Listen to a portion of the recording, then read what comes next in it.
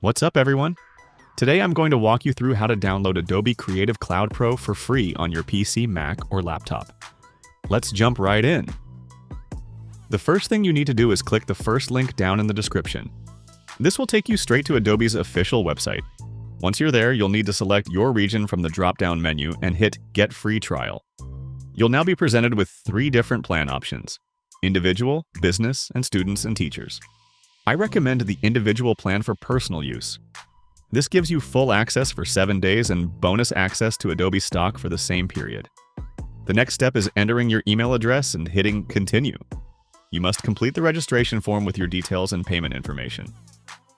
Don't stress about this. Adobe keeps your data secure and won't bill you during the trial period. Hit Start Free Trial to proceed. You'll then land on a page where you must set up your account password. Make sure you choose something secure. Run the installer and sign in using the same email you just registered with. Once logged in, navigate to the Apps tab, where the entire Creative Cloud Suite is available for download.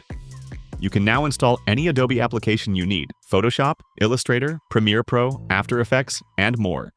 And there you have it. You can now access Adobe Creative Cloud Pro for a week without any upfront costs.